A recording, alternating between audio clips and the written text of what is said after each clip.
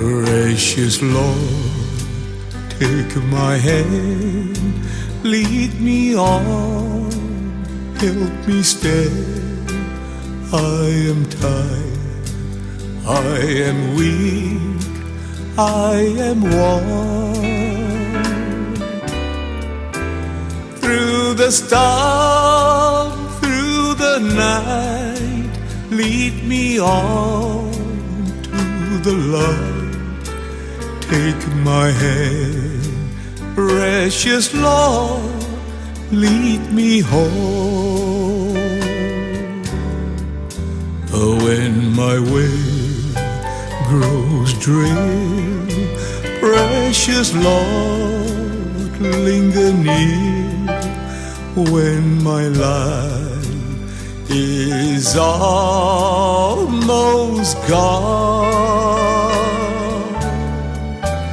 hear my cry, hear my call, hold my hand lest I fall. Take my hand, precious Lord, lead me home.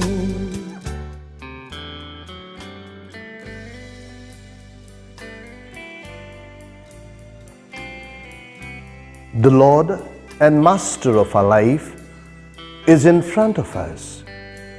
Let us bow in His presence.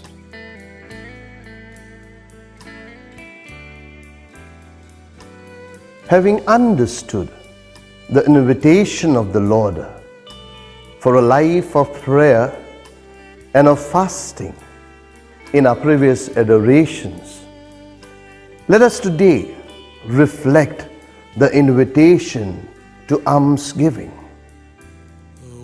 In Leviticus chapter 19, verse 9, the law provided that one shall not harvest a field completely, but let the corners go unharvested and leave behind enough stalks for the poor.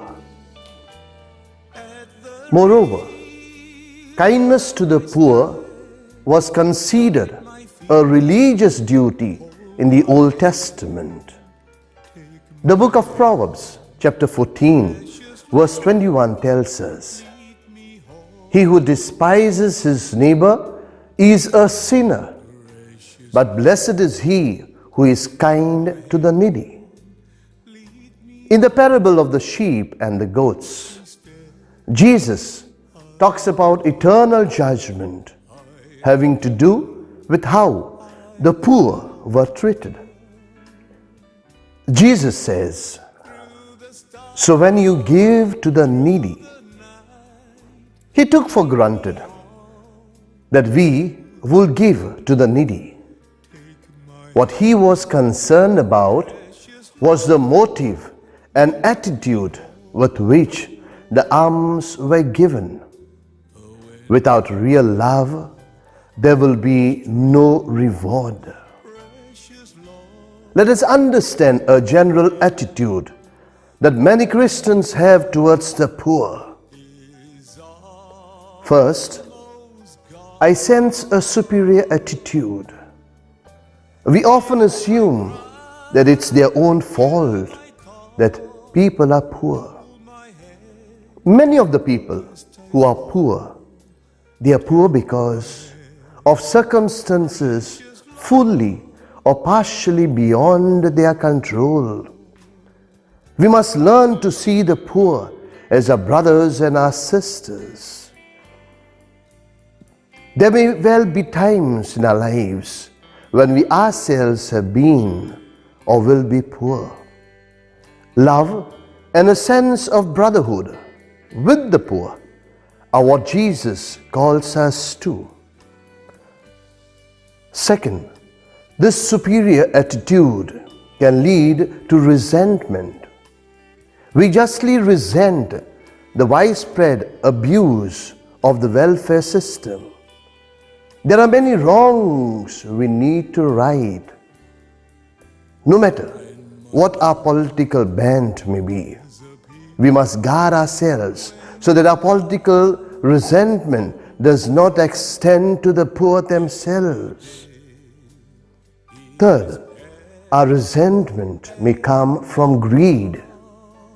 None of us want to pay so much in taxes.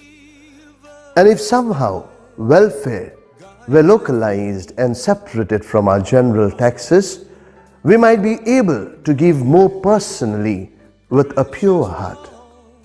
But let's not allow greed to turn us away from our Christian obligation to care for the poor among us. Mother Teresa beautifully says, "Give till it hurts." Jesus, who is present right in front of us, once again resounds the same words when he says, "Truly I say to you, as you did it to one of the least of this, my brethren, you did it to me." Precious Lord, lead me.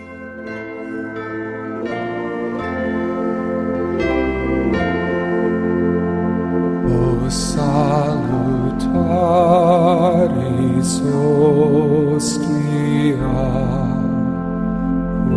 Celi pandis hostium,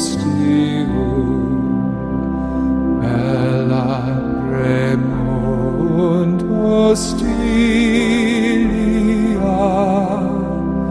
da rober fer auxilium.